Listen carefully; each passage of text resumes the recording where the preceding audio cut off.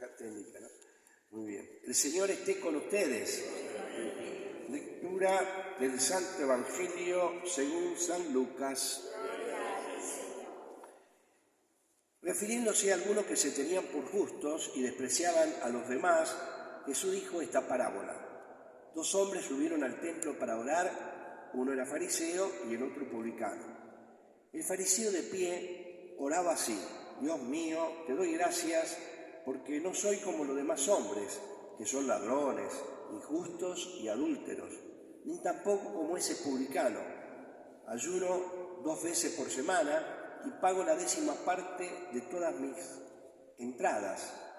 En cambio, el publicano, manteniéndose a distancia, no se animaba siquiera a levantar los ojos al cielo, sino que se golpeaba el pecho diciendo: Dios mío, ten piedad de mí, que soy un pecador. Les aseguro que este último volvió a su casa justificado, pero no el primero, porque todo el que se eleva será humillado, y el que se humilla será elevado. Palabra del Señor. Gloria a ti, Señor. Tomamos asiento. Muy bien, seguimos con este tema. Se ve que en este ciclo a veces se da menos, se da más. Hay como una temática en varios domingos similar. ¿Qué tema les parece que hay en estos domingos que se va tratando esta semana? ¿Qué les parece? Que hoy también, ¿no? En el templo. ¿Qué fueron a hacer?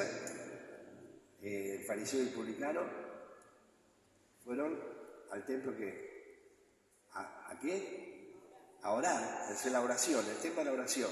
Veo que están en estos domingos, está apareciendo mucho el tema de la oración de distinta manera que se va tratando.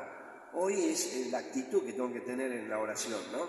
El domingo pasado, ¿se acuerdan que era la insistencia de la viuda al juez, ¿no? Y entonces compara si el juez que era injusto la atendió, cómo lo va a atender Dios a la súplica nuestra. Bueno, actitud de confianza, etc. Pero en este caso es el tema del que ora, ¿no? De la actitud, no tanto del juez comparado con Dios, que nos escucha, sino nosotros, cómo debemos orar, cómo debemos vivir la oración. ¿Se acuerdan que estamos en el tiempo durante el año? Seguimos con el color verde, tiempo falta poquito para culminar, parece mentira, tan largo este ciclo, estamos ya en domingo 30, son 34, así que faltan 4 domingos más. Y justamente, bueno, el tema de la oración, ¿se acuerdan que en este tiempo durante el año las lecturas más relacionadas son la primera y la tercera, la que más, así en primera instancia, están más relacionadas por la Comisión de Liturgia en Roma, cuando preparó los textos, la primera y por supuesto también con el Salmo, que sigue a la primera lectura del Antiguo Testamento, y después el Evangelio. La segunda sigue una temática propia de la Carta de los Apóstoles, en este caso seguimos con San Pablo a Timoteo, varios domingos ya hace, pero también la podemos por ahí integrar, siempre que no la forcemos el tema, pero por ahí se puede encontrar una relación con las otras dos. La relación con la oración está la primera lectura, tenemos la gracia de tener la hojita el domingo, la podemos abrir, y ahí vemos, ¿no es cierto?, donde dice: el Señor es juez y no hace distinción de persona, no se muestra parcial contra el poder y escucha la súplica del oprimido, ¿cierto? La actitud de la humildad del que ora también está puesta en evidencia en el Antiguo Testamento, en este libro del Eclesiástico. La súplica del humilde atraviesa las nubes, y mientras no llega a su destino, él no se consuela, no desiste hasta que el Altísimo interviene para juzgar a los justos y hacerle justicia. Bueno, vemos así esa confianza y esa como certeza de que Dios escucha al que es humilde. Bueno, acá ahora vemos como esto, que está anticipado ya en el Antiguo Testamento, se ve en este caso concreto de 2 hombres, 2 personas que van a orar. Uno que era fariseo y otro un publicano. El fariseo era de la corriente religiosa y política, de una estricta observancia de las leyes religiosas también. Ellos estaban muy en contra del poder de Roma, se notaba mucho en todas sus prédicas, en todos sus discípulos, distinto de otros que eran medios cercanos al poder romano. Y era muy, en ese sentido, era muy piadoso, muy de cumplir las leyes que ya en el Antiguo Testamento están puestas en el campo religioso, pero claro, con el tiempo veo cómo es las cosas, un poco, en vez de que eso sea como fruto de ese encuentro con Dios, de vivir esas leyes, esos preceptos, se quedaron más en el precepto y no en el que da los preceptos, ¿no? Se confiaron más en lo que cumplían que en aquel que los manda a cumplir. Entonces no vivieron tanto la comunión con ese Dios para vivir esos mandamientos, sino en la certeza de que cumpliendo tales normas, tales leyes, vamos a ser buenos. Lo que llama, de ahí viene el legalismo, lo legal, la ley, pero a la letra, cumpliendo la letra ya. Y también está eso que, ¿se acuerda que Jesús mismo dice, la letra mata y el espíritu da vida, ¿no? Se quedaron mal la letra y claro, los mató un poco, ¿no? Y tanto así que a través del tiempo, esta corriente de los fariseos como otros, le fueron agregando a los 10 mandamientos, ¿se acuerdan? Tantos preceptos, tantas normas, para cada precepto debían poner normas que ellos mismos fabricaban, digamos, no es que Dios había mandado expresamente, ¿se entiende? Que mataron el espíritu. ¿Se acuerda el tema del mandamiento, el cuarto mandamiento, honrarás padre y madre? ¿Se acuerdan? Que dicen que ese honrar padre y madre le agregaron, y siempre está la colita, ¿no?, que se pone en medio de lo que hacemos, del pecado, del diablito, decimos nosotros, que echa la leche a la trampa. Entonces le agregaron a esa ley fundamental de honrarás padre y madre, que si uno lleva una ofrenda al altar, que se llama corbán, decían, ¿se acuerdan? Ya quedaban exentos de hacer otras atenciones a su padre, de cuidarlo, de atenderlo. Ya cumplían el mandamiento. Pero eso fue creado por eso. Miren ustedes cómo eso, y cómo hizo tantas otras cosas que diluyeron la riqueza ¿no es cierto?, de los mandamientos. Lo mismo el tema de la pureza. Ellos se quedaron con lo externo, ¿se acuerdan? Lavaban los platos, lo siguen los judíos ortodoxos, hacen eso, lavan varias veces la vajilla, y tiene muchas cosas de ritos, son ritos de purificación, pero lo externo, pero no miraban la pureza interior, cómo era su corazón. ¿Se entiende lo que decía Jesús? Ustedes limpian lo de afuera, pero no miran lo que está dentro, y lo que mancha al hombre no es lo que entra. Y la mano dice, porque ¿se acuerdan cuando le decían a Jesús, tus discípulos comen sin lavarse las manos?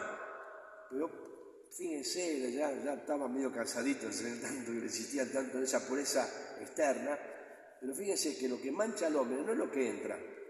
Si un bocado que está medio tocado, bueno, eso no va a manchar al ser humano, sino lo que sale del hombre, porque del interior, no del interior del país, sino del interior del hombre, van a nacer los malos pensamientos, las fornicaciones, los adulterios, las rivalidades, de acá. Entonces ustedes se quedan lo que menos importa, que es lavar si está limpio el plato, la comida, y se cuelan, como dice Jesús, se tragan el mosquito y se cuelan, se cuelan el mosquito y tragan el camello, o algo más grande, ¿no? Entonces, bueno, eso es un problema que cayeron los fariseos, que no todo era con mala voluntad, pero tanto se ataron a la letra que, digamos, prevalecía más el cumplir la norma y por eso ser bueno, por haber hecho tal cosa, que por estar en comunión con Dios, en este caso, ¿no? Todavía no estaba ya presente Cristo, que va a ser el centro de la fe para nosotros los católicos, ¿no?, que es por Cristo, al Padre, el Espíritu Santo. Y esto es lo que se encuentra en el día de hoy. Los dos entran en el templo, el fariseo de pie, que se rezaba de pie, pero llama la atención como que él va adelante. Fíjense que un poco estaba reservado la posibilidad de estar lo más cerca posible al altar o a lo más sagrado. Eran los sumos sacerdotes, ¿se acuerdan? Incluso estaba el Sancta Sanctorum, que era solamente abierto para que eran los sumos sacerdotes, nadie podía entrar. Va adelante como alguien muy importante, y de pie le habla a Dios como de igual a igual. Y cuando expresa a decir la oración, si ustedes se fijan, ¿quién es el centro de la oración? ¿Quién es el centro de la oración? ¿Él o Dios? Cuando él está orando. Él. Fíjense las veces que dice, yo hago tal cosa, yo, el yoísmo, el juego del yo era yo hice tal cosa, incluso caí en otra metida de pata peor, juzgando a los demás. No soy como las personas adúlteras que roban esto, incluso juzgando al que estaba ahí atrás, que era el publicano, que él sabría, porque un pueblo, bueno, no sé si muy grande, se conoce entre todos. Y el publicano justamente considerado para la gente del pueblo, pero también de un modo especial para los religiosos, y ellos eran muy religiosos que practicaban la religión, eran impuros, porque los publicanos cobraban impuestos. ¿Se acuerdan? El publicum se llamaban, que lo imponía el Imperio Romano, como era una colonia de ellos, Palestina, le tenían empleados que eran judíos, pero que trabajaban para el reino de Roma, que cobraban un impuesto, que era una tasa creo que de terreno, y según cómo era el terreno, bueno, en ese sentido ellos tenían un derecho, los romanos tenían su derecho para cumplir, pero bueno, la cuestión era que alguno era de un precio, otro precio, según cómo era el terreno, creo que era terreno o casa. Pero la gente era de vox populi, digamos, que todo el mundo sabía que ellos cobraban más de lo que pedía el gobierno romano, ¿no? A los súbditos, estos, los judíos. Entonces, o sea que le estaban robando a la cara, porque ellos se sentaban en una mesa. ¿Se acuerdan que Mateo estaba sentado en una mesa de recaudación de impuestos? Que Jesús lo va a llamar para ser apóstol, a un publicano. Que para los judíos, para esta clase, sobre todo los que eran tan cumplidores de las reglas, de las normas, como son los fariseos y otros más, eran los más impuros. Los que más eran odiados como pecadores eran los publicanos y las mujeres de la vida. Bueno, después los pastores, porque no cumplían con el culto, porque estaban siempre con las ovejas, etc. Pero los publicanos eran los primeros, número uno, que lo odiaban. ¿Por qué? Porque además les sacaban plata para los romanos, les dolía mucho a los judíos, y lo estafaban en la cara, porque pongámosle que uno tenía que dar, bueno, no sé ahora, pero bueno, 2.000 pesos, le pedían 2.500, le cobraban de más. Esos 500 pesos para ellos, además del sueldo que le daba el gobierno de Roma, el emperador romano, a través de sus súbditos. Entonces, y eso la gente no podía hacer nada porque venía y lo castigaban, estaban bajo el dominio de Roma. ¿Se entiende? O sea que hacía una estafa a la abierta, ¿no? A puerta abierta. Y entonces lo odiaban porque le sacaban dinero y además le sacaban de más todavía, todo para Roma y para ellos, para su bolsillo. Así que tenía un montón de dinero, y por eso se acuerda que hay uno que era jefe de los publicanos. ¿Se acuerda quién era? Que empieza con Z, Zaqueo, que yo digo Zaqueo era con Z y con S, porque saqueaba también con S, Zaqueo robaba. Zaqueo era jefe de publicanos, así que calculen, si los publicanos robaban, estafaban a la gente sacando dinero de más, los jefes de los publicanos tenían una red de publicanos que le tenían que rendir a él también. O sea que él tomaba de cada uno que sacaban una parte. Así que fíjense la plata que tendrían.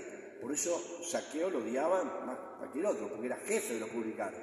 Por eso cuando Zaqueo lo ve que está Jesús pasando y está en un árbol, subió porque era petizo, dice, y le dijo: hoy voy a venir a tu casa, voy a ir a tu casa. Él salió contento porque como él sabía que todos lo tenían como pecador, y él también sabía que era pecador, sabía que hacía las cosas mal.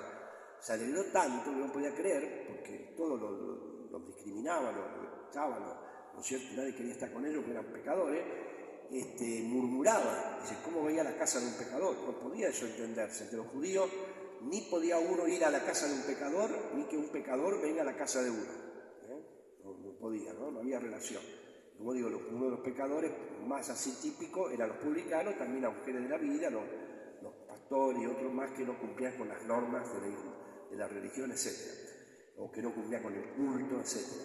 Entonces, el fariseo, fíjense, el modo de orar es de un modo soberbio, de un modo que aparece como que le agradece a Dios. Te doy gracia, pero en definitiva, ¿a quién le agradece? A él mismo, porque soy como soy, porque pago el diezmo. Fíjense que no era obligatorio pagar el diezmo de todas las entradas, él hacía de más todavía. Además, uno 2 veces, tampoco estaba obligado uno a obligar, según la religión judía, 2 veces a la semana. Pero esto lo hacían, más todavía, más de lo que pide la norma, hacían 2 veces, lunes y jueves. Así que fíjese, claro, él estaba orgulloso de todo lo que hacía, pero lo hacía por el acto de hacerlo. Pero mire usted su corazón cómo despreciaba a los demás, juzgaba a los demás, que es uno de los grandes pecados, y a este hombre que era pecador. En vez de perdonar, comprender, o sea, caía en otro pecado peor, por más que cumplía.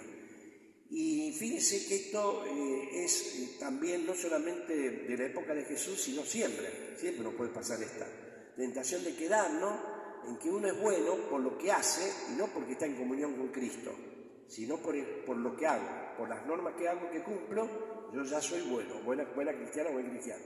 Y a veces hasta en el examen de conciencia, fíjense, a veces nos puede pasar eso. A veces soy buena cristiana, soy buen cristiano, católico, a ver, voy a misa, cumplir. Me decía un amigo sacerdote, cumplimiento, cumplo y miento. Bueno, no sé si viene de la palabra, pero es que cumplo, pero al final miento, porque no vivo de acuerdo después a lo que celebro, ¿no? Cumplí, hice el acto, recé a la mañana, a la noche, qué sé yo, di algunas limosnas, así, bueno, actos. Y no que estoy en esa comunión profunda con Cristo. Ahí es el camino. Por eso la religión nuestra católica no es un cumplimiento de una serie de normas morales. No es esa la verdad de nuestra religión. No es el cumplimiento de una serie de ritos cultuales o de cumplir con el culto. No, tampoco. Y vivir una vida nueva, que es fruto del encuentro, ¿se acuerdan? Con Jesús, que por el bautismo entramos en la vida de Cristo. Vivo la vida nueva que es según Cristo. Y vivir como decimos en la misa, por Él, ¿cómo es? Con Él y en Él. Y le agregamos y como Él. Porque por lo mismo ya vivimos como Jesús. Salvando la distancia no somos dioses, pero participamos de la vida divina sin llegar a ser Dios. Esa es la vida nueva, es la religión católica. Que por eso mismo después voy a misa, pero ahí está la clave. Y fíjense que de lo que estamos acá, ¿a quién era el primero que me está cuestionando esto, de lo que estamos acá? ¿A quién era el primero que está cuestionando esta lectura, esta liturgia de hoy? ¿A quién es el primero que lo está cuestionando? Bueno, la primera, ¿va? ¿Cómo? A cada uno. Bueno, yo voy a decir que en primer lugar a quien está cuestionando esta liturgia de hoy es a mí, porque yo soy el que está más metido en la vida religiosa, claro. Porque soy sacerdote, por otro lado, yo soy bautizado como ustedes, tomé la comunión, confirmación, lo demás tengo esta otra gracia, el sacramento del orden, que me hace estar más metido en la vida religiosa, como los fariseos, que también tenían era un grupo religioso muy importante, ¿no? Y entonces yo puedo tener ese peligro más que ustedes, porque al estar más las cosas sagradas, quedarme en lo que hago y no que todo eso siga, o todo sirva y sea para la comunión más profunda con Cristo. Entonces yo puedo decir, bueno, yo fui buen sacerdote porque celebré la misa todos los días esta semana, el acto, porque bueno, no hice tal cosa, recé laude, ahí no está la consideración, el darme cuenta si soy santo o no, sino si vivo de acuerdo a Cristo todo eso que he vivido. Si cuando vengo a misa se acuerda, no solamente que vengo a misa y estuve en misa, ya fui a misa, pero te hizo bien, te ayudó a transformarte. ¿Te acuerdas que decíamos? Vengo a misa y entro en la comunión con Cristo y muero con Cristo, porque la misa, ¿qué celebramos? ¿Qué celebramos la misa? Recordamos, es un recuerdo y actualización del sacrificio de Cristo en la cruz, que es la Pascua es Pesaj, en hebreo que significa paso, de la muerte a la vida. De la muerte no solamente física, sino que, por supuesto, Cristo murió físicamente, pero en esa muerte que realiza físicamente, hace morir todo lo que es pecado. ¿Qué es el pecado? Todo lo que no es seguir a Dios y ir contra Dios, lo que hizo Adán y Eva, seremos dioses, no queremos escucharnos Dios, al revés, entonces moría toda esa actitud insuficiente, autosuficiente como del fariseo. Yo soy bueno porque hago esto, porque soy yo, bueno, yo por mí, no por Dios. Él no le agradece a Dios que lo hace bueno. Él es bueno por él, por la obra que hace.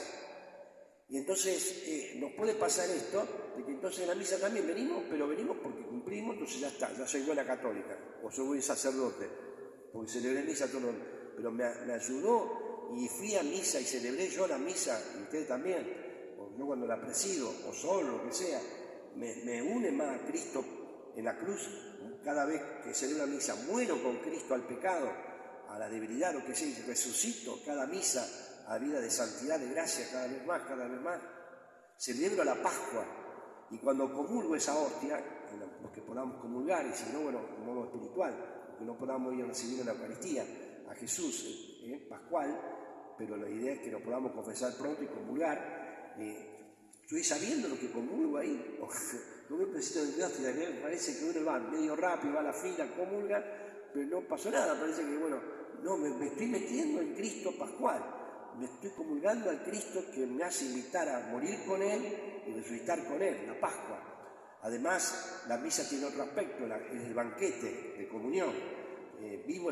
Celebro la comunión con mis hermanos, con Dios Padre, por Cristo en el Espíritu Santo, con la Virgen, con los santos, con la iglesia triunfante, con la iglesia purgante, vivo esa comunión, y con los hermanos acá peregrinos, los que estamos acá reunidos, pero con todos, me ayuda a estar más en comunión, ¿no? Qué bárbaro, ¿no? Entonces vemos que va por otro lado. Y en cambio, por eso el publicano ni se animó a ir hacia adelante, porque el otro era como que estaba de igual a igual a Dios, no vio ninguna diferencia con Dios. Y en cambio el otro sí vio la diferencia. No dice propiamente que se postró, pero por cómo es el texto está dicho, da la impresión de que él se arrodilla. ¿Se acuerdan que el gesto de reconocer al otro como Dios es postrarse? Es el único como que se postra, no lo dice claramente, puede ser que estaba parado, pero sí a distancia, y ni se animaba a levantar los ojos por reconocerse pecador. Y la oración que le surge decir es muy simple pero tan profunda: Señor, ten piedad de mí porque soy un pecador. O sea, la invocación, la súplica, ten piedad de mí, y la confesión, porque soy un pecador.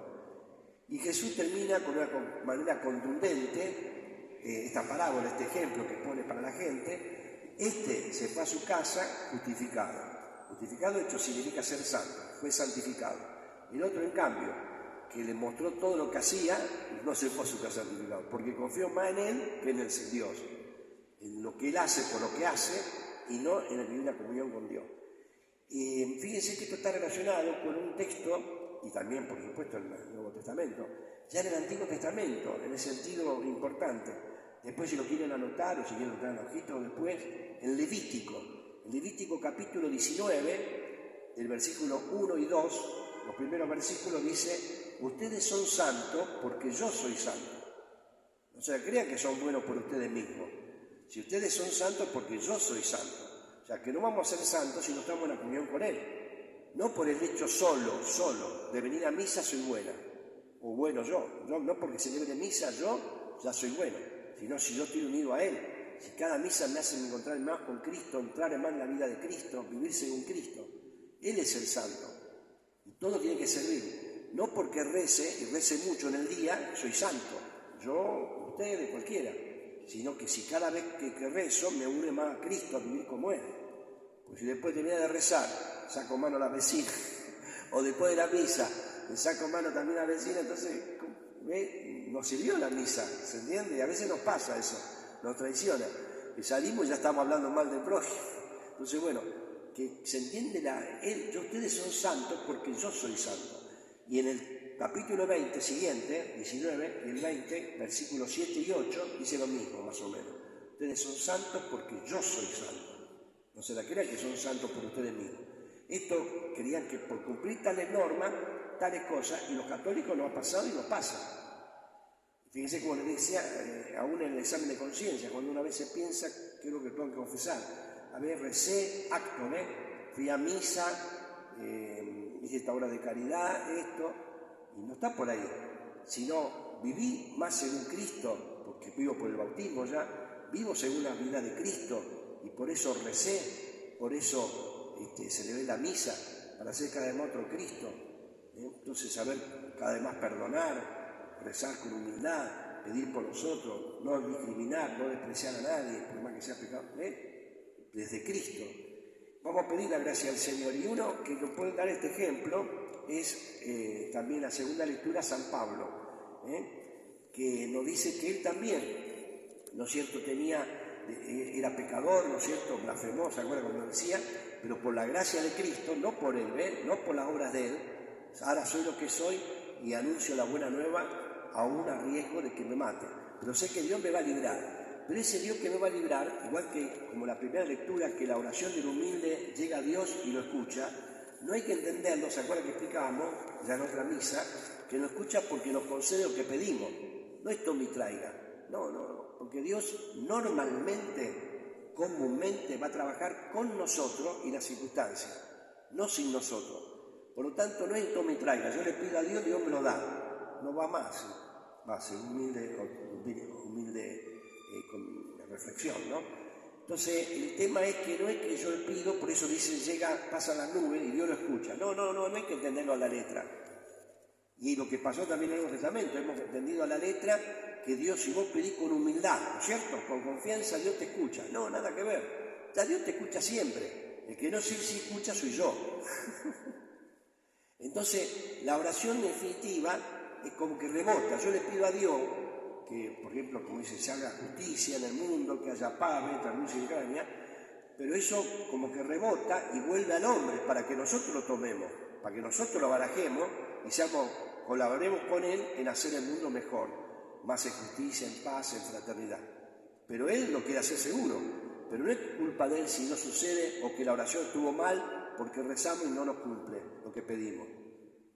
Y hay gente, porque habemos entendido así, la mayoría de los católicos, que Dios es tan bueno que nos va a escuchar, como no nos escuchó, se rebela. Me decía alguien que ya estaba cansado de que tanto le pedía a Dios y que nunca le conseguía. Y claro, porque hemos entendido así la oración, que no le concedía lo que le pedía tanto tiempo y que hemos entendido mal. Dios siempre lo escucha, pero nos da una sola cosa. ¿Se acuerdan que yo les decía? Dios nos da muchas cosas, que me cure, me sane, me muera, me levante, me caiga, salga bien el examen, salga mal, consiga trabajo, no consiga. No. La voluntad de Dios no son muchas. Digo que se decía, si vos tenés que estar enfermo, aceptá la voluntad de Dios. No, yo no digo más. La voluntad de Dios no está que si tengo que estar enfermo. ¿Cómo manda Dios? Como un sádico, que me enferma para sacar algo bueno, no sé qué. No, Dios permite, la verdad que Jesús permite, por las circunstancias, por las circunstancias de la vida, uno puede estar enfermo. Entonces, yo le pido a Dios, sí, que me cure porque es un grito natural. La enfermedad es negativa con respecto a la salud. Pero en esa oración que estoy diciendo, que yo le pido a Dios que me viva en Él para que yo viva esa salud, esa enfermedad, en santidad. O si me sano, que también viva. Por ejemplo, si yo estoy enfermo y pido, ¿se acuerdan? Decíamos la salud, porque es un grito natural, y yo me sané, ¿tuvo bien la oración o no? No, todavía no sé. Porque Dios no es que me da la salud, la enfermedad, no es un milagro, que son excepción. ¿Se acuerdan que decíamos excepción? Que ahí es donde actúa Dios solamente, Él solo, y cambian las leyes naturales, que uno, por toda la ciencia médica, va a morir en una hora y se sana, y queda hecho un joven, ¿no? Pero sacando esos que son ocasionales, que eso es excepción, que el Papa, como digamos los obispos, tiene que discernir, normalmente trabaja con el hombre. Entonces, si yo rezo que estoy enfermo y me curé, no es que Dios me mandó la salud, sino que fue Dios que actuó por medio, que dio la sabiduría, la ciencia, el discernimiento a los médicos, el remedio, la operación. Yo que me preocupé, que hice el esfuerzo para salir adelante, por eso pude darse el efecto de curarme. ¿Se entiende? Entonces Dios trabaja con nosotros. Entonces, ¿cómo sé que recé si no estuve enfermo y me curé? Que yo ahora que me excuré, viva en la única voluntad de Dios que es una, que no son muchas, que la voluntad de Dios es el Espíritu Santo, el amor. Lo que nos quiere dar el Espíritu Santo, el amor. Entonces viva en el amor esa salud. Y si yo estoy enfermo y pido la salud, porque un grito natural, y sigo estando enfermo, ¿no me escuchó? Sí, me escuchó, porque me da siempre lo mismo, el amor. Entonces, yo el que tengo que saber escuchar, que yo viva en el amor la enfermedad, no la viva con egoísmo, con envidia, que la ofrezca, que no me desespere, que no juzgue a los demás, ¿ves? El cambio es el mío, no de venir para acá, salir para allá, nos movemos por otro lado, no, yo tengo que convertirme a su voluntad que es el amor. Entonces, por eso no hay que entender la letra, y la oración del humilde, en cambio del soberbio, él escucha todo. Lo que pasa es que el soberbio, como este fariseo, se quedó en él, por eso como que no recibió la santificación. Pero él escucha todo, pero lo importante es que yo voy a poner o la apertura de corazón o voy a poner muralla, ¿no? Es parte de él que tiene acepción de persona, a lo bueno, a lo humilde lo quiere. Eso está mucho en el Antiguo Testamento, Dios está con aquel que es de corazón bueno y desecha a los malvados. Eso quedó en nosotros, los católicos. Y no, Dios nos ama a todos. El hombre es el que puede hacer la diferencia, que yo me abra, a que me realice la salvación en mí o en los demás, o me cierre. Y por eso, en definitiva, lo que va a prevalecer y lo que va a hacer que dé, digamos, siempre lo que traiga el bien, la paz, la salvación, es la fidelidad. Lo que dice, vencí el buen combate de la fe, corrí la carrera de mi fe.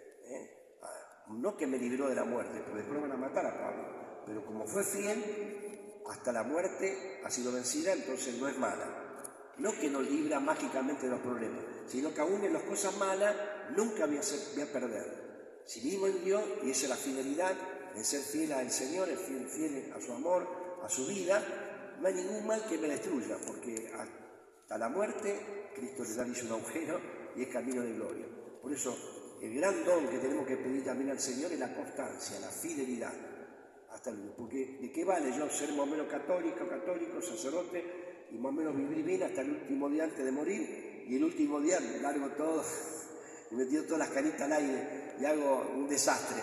Me perdí todo lo anterior. Ves que en el fondo lo que va a valer va a ser la fidelidad hasta el último segundo, hasta el día que parta al cielo.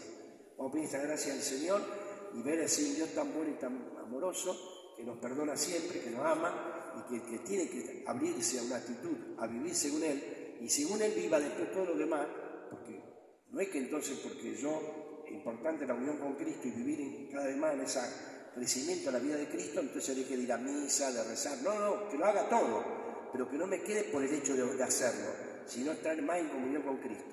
Si no, voy a salir como entré, voy a rezar, no pasó más nada, no me transformó. Si no me fue un encuentro vivo con Cristo que me transforme y me hace ser cada vez más santo. Que así sea,